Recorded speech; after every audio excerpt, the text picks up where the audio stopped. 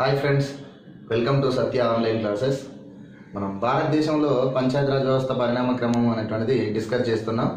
So గత క్లాస్లో మనము బిఫోర్ ఇండిపెండెన్స్ గ్రామ పరిపాలన వ్యవస్థ ఏ విధంగా ఉంది, స్థానిక సంస్థలు ఏ విధంగా అభివృద్ధి చెందాయి అని చూసాం. సో భారత రాజ్యాంగంలో ప్రారంభమునందు స్థానిక సంస్థల గురించి ప్రస్తావించకపోవడం అనేటువంటిది మన రాజ్యాంగ నిర్మాతలు చేసినటువంటి ఒక పెద్ద తప్పిదముగా చెప్పొచ్చు. ఎందుకు అంటే ప్రజాస్వామ్యము వికేంద్రీకరణ జరిగినప్పుడు, ప్రజాస్వామ్యంలో అధికారాల వికేంద్రీకరణ జరిగినప్పుడే ఆ వ్యవస్థ అనేటువంటిది సక్సెస్ అవుతుంది. సో స్థానిక సంస్థలు అనేటువంటి ప్రాధాన్యత అనేటువంటిది మనకు రాజ్యాంగం ప్రారంభంలో ఇవ్వలేదు. సో స్వాతంత్ర్యం అనంతరము గ్రామ పరిపాలన వ్యవస్థ కోసము అనేక పథకాలు అనేటువంటివి ప్రవేశపెట్టాం. అయితే స్వాతంత్ర్యానికి పూర్వము జాతీయోద్యమ కాలంలో కొన్ని ప్రాంతాలలో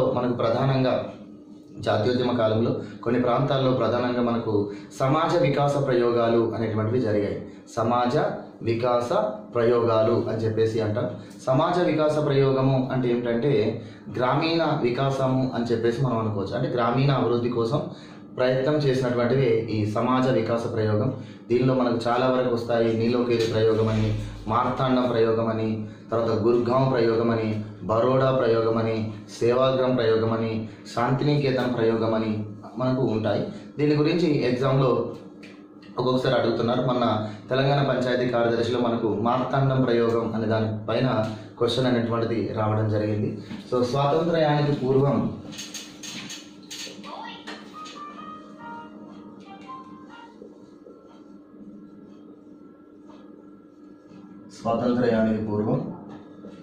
సమాజ వికాస లేదా గ్రామీణ వికాస ప్రయోగము,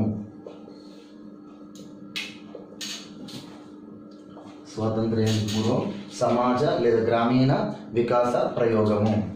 ఇందులో గుర్గాంవ్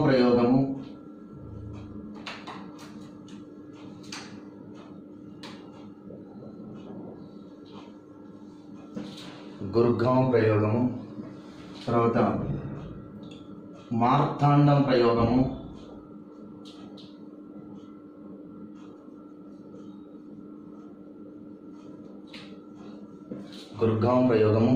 మార్తాండం ప్రయోగము, శాంతినికేతన్ ప్రయోగము,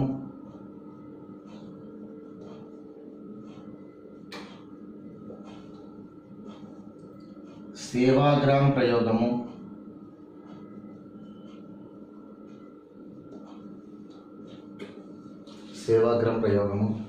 బరోడా ప్రయోగము,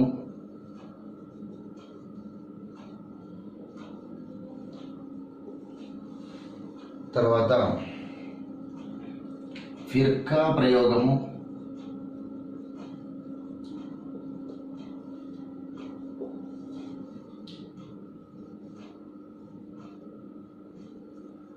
నీలోకేలి ప్రయోగము,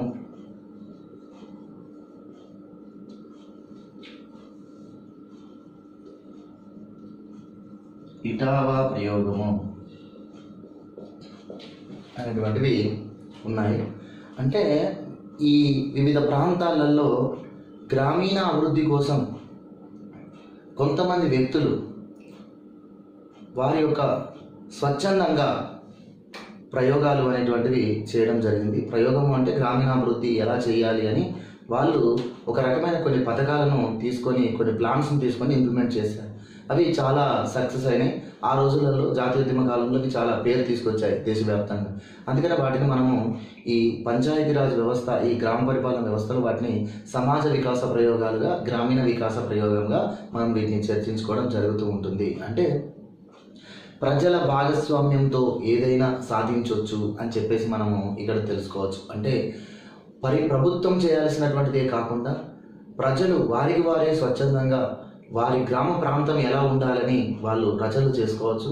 దాన్ని అందరూ కూడా ఒక యూనిట్గా, ఒక సమిష్టిగా దాన్ని మనం ఉపయోగించుకుంటే, దాన్ని పనులు చేసుకుంటే మనం సక్సెస్ కావచ్చు అనేవి మనకి సమాజ వికాస ప్రయోగంలో కనబడుతుంది. ఇక్కడ ఈ ప్రయోగం ఎవరు చేశారు, ఇందులో ఏం జరిగింది అనేది మనం చూద్దాం.